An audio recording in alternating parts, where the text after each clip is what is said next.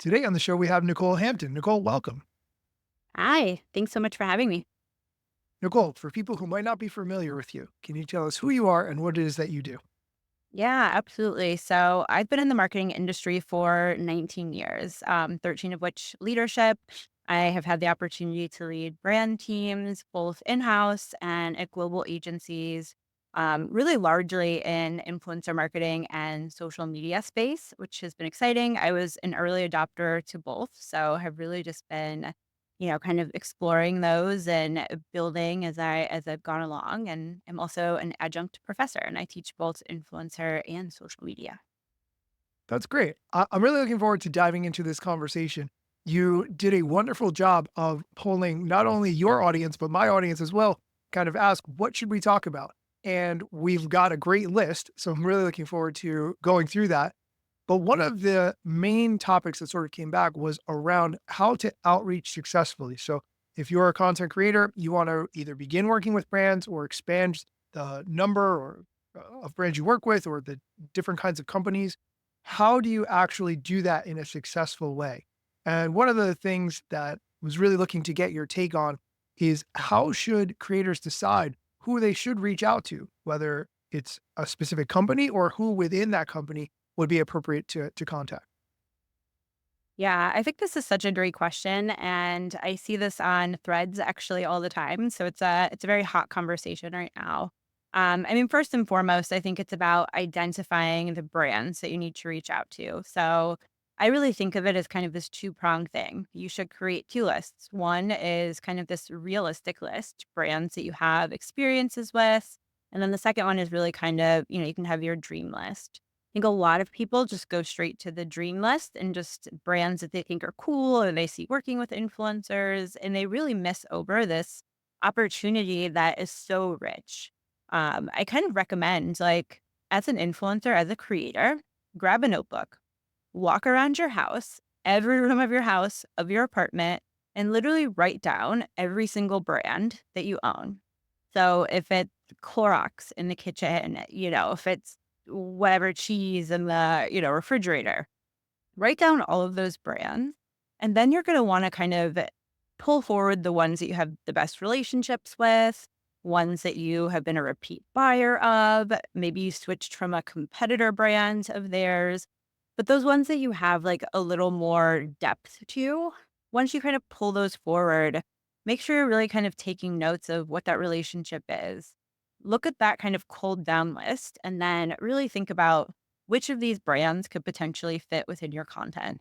So obviously, if you're, like a food influencer, you might not do, your comforter in the bedroom. But really think about, if you've got a broad kind of no niche and you're just broad and it's your life, you really have a ton of opportunity there.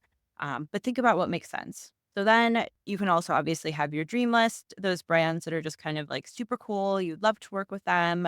It would be kind of checking off a bucket list. But if you go at it in both of these ways, you have these opportunities to have much better outreach notes, which is like really where it's at.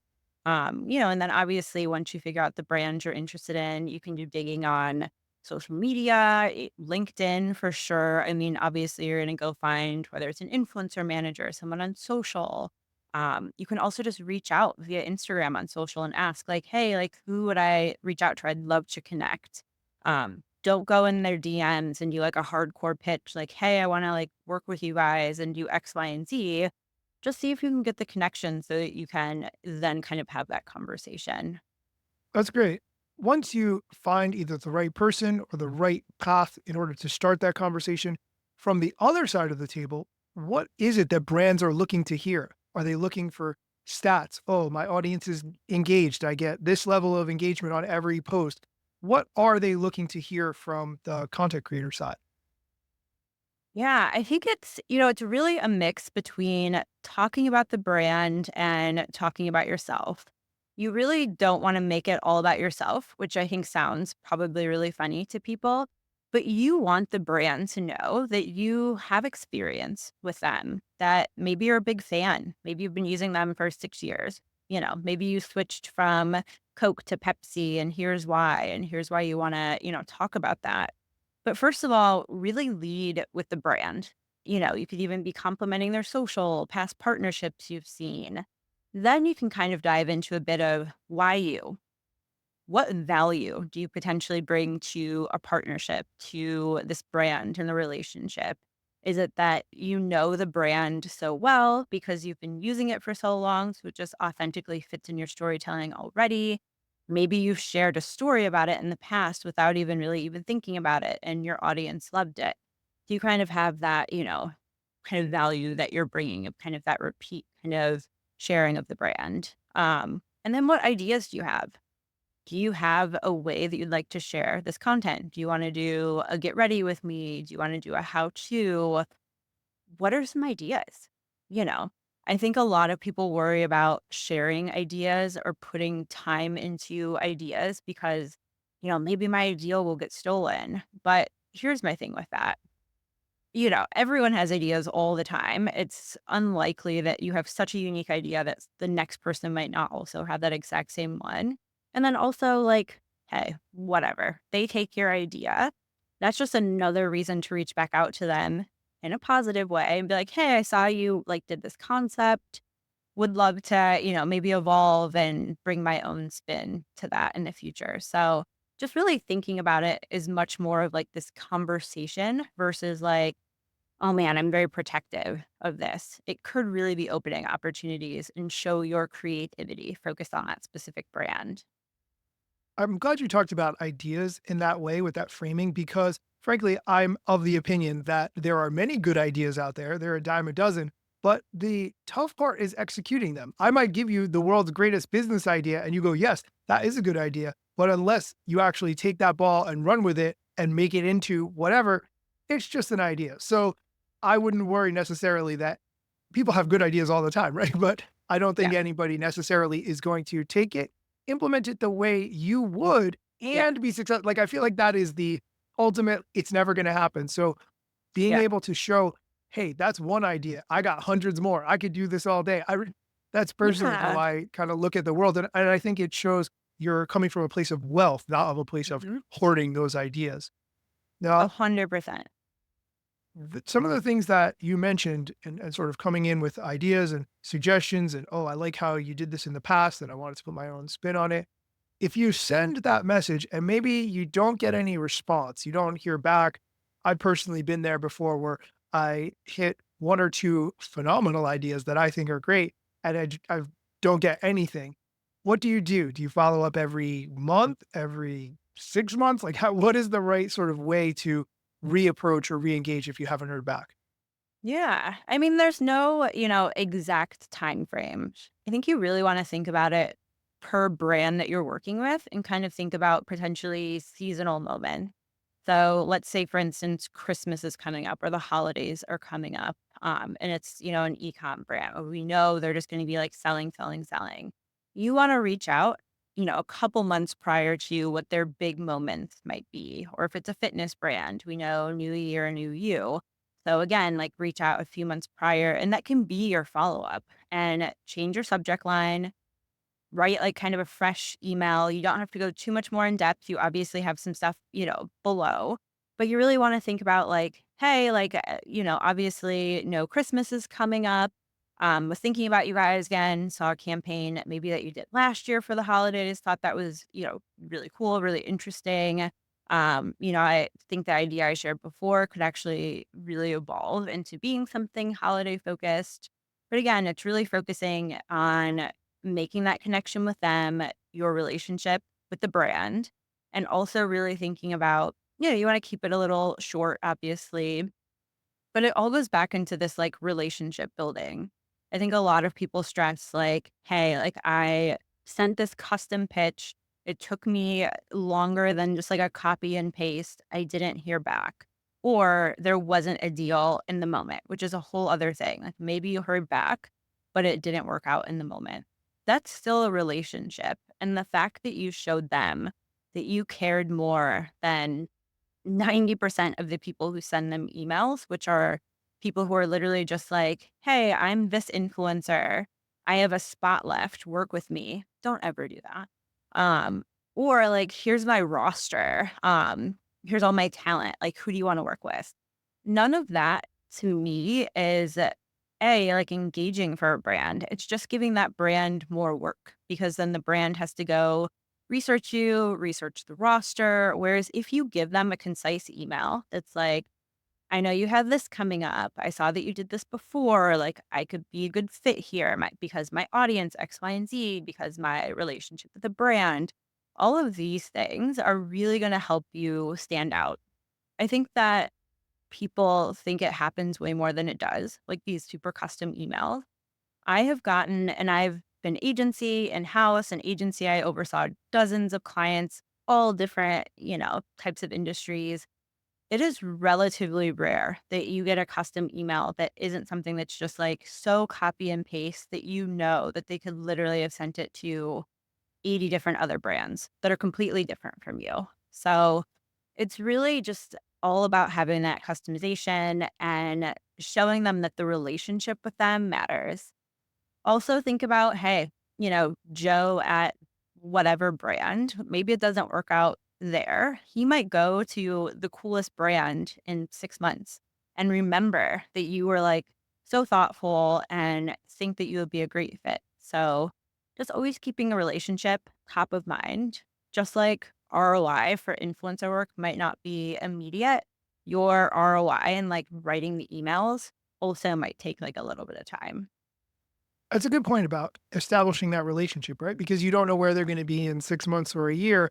And when maybe another email comes through and they recognize your name or they remember who you are, or for whatever reason, they reach out, that establishing that long term relationship, like you said, I think is so smart. Now, Mhm. if they tell you now's not the time for what you want to do, but thank you for reaching out, which is basically not now. And I've gotten that email Yeah. personally myself.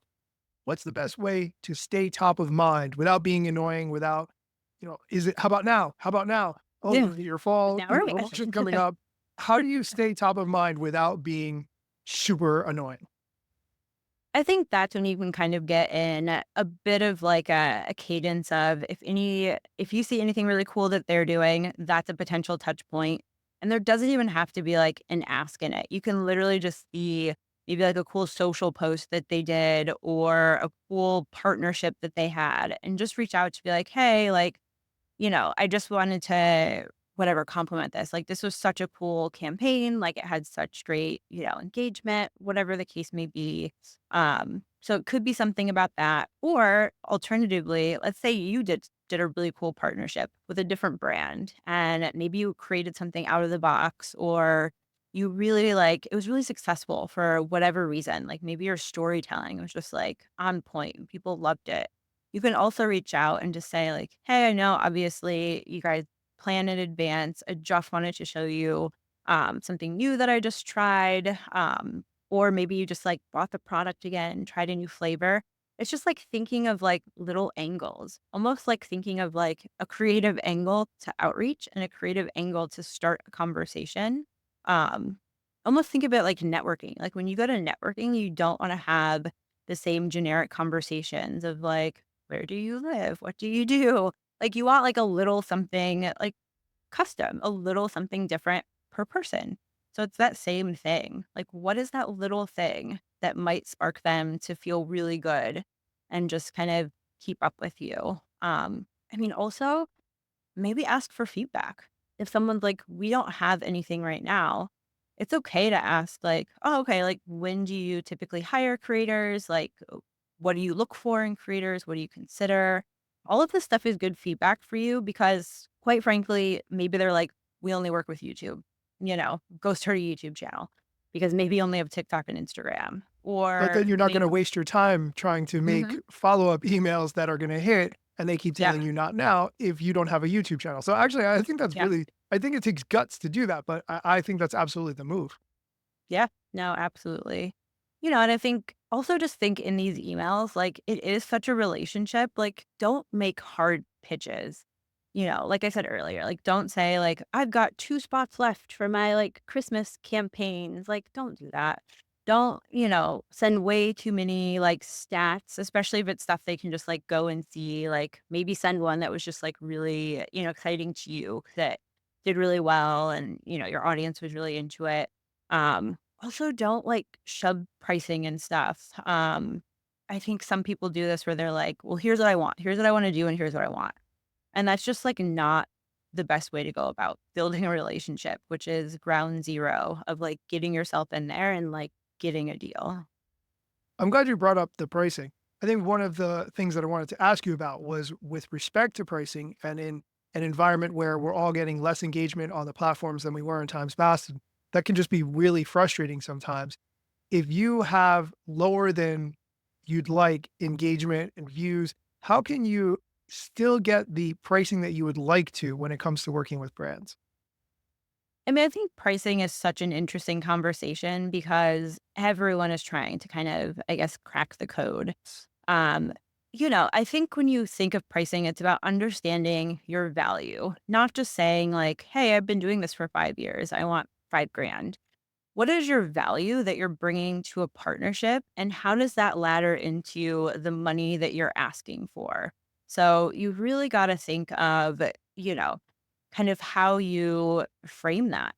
So, A, I mean, the honest question is like, do you deserve the rate that you had before? That's something that you have to just be honest with yourself. But then, second, it's building the case. And maybe that is adding in some extra deliverables.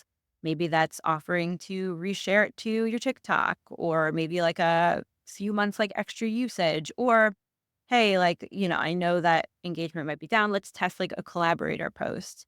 It's really about kind of figuring out that like collaborative conversation that's going to get you both to a place where it makes sense from a financial perspective and also from a performance perspective. Because when push comes to shove, always keep in mind that the brands are not just doing this for funsies.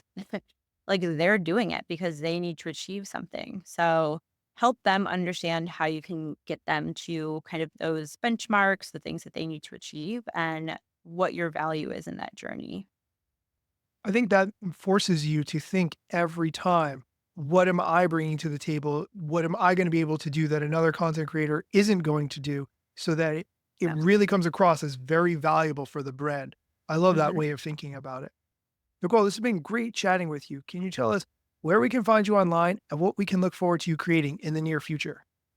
Yeah, absolutely. Best places to connect are LinkedIn and Threads. I know some people are afraid of Threads, but that's Who where is we met. afraid of threads in this year? No, if So you're listening to the many. show, you need to be on. Yes. Get on there. But just my first name, last name, Nicole with a Y, out of the box, and Hampton. And you can find me on both, hopefully pretty easy. But yeah, I love to connect with everyone. Also answer questions. Like if you're a creator and you heard this and you were like, wait a second, I need to know more, or I absolutely don't agree. Let's talk about it. I love that. I will link to everywhere that Nicole is in the show notes so that you can get there directly. Nicole, this has been fantastic chatting with you. Thank you so much for your time. Yeah, thank you.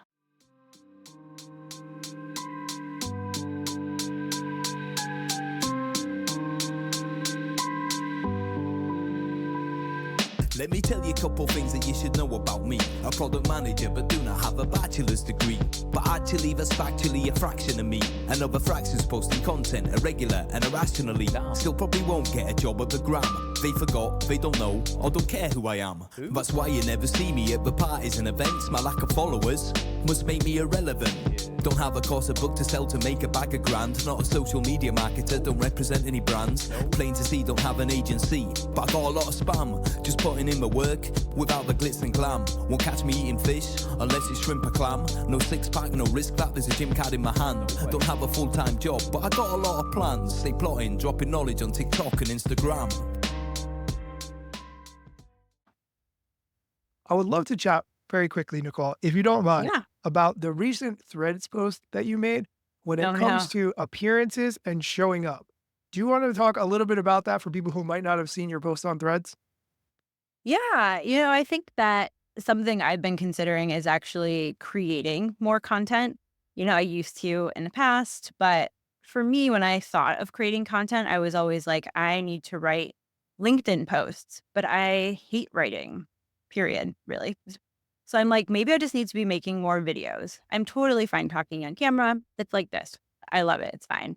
But then I was like, the barrier for women, this is just the case.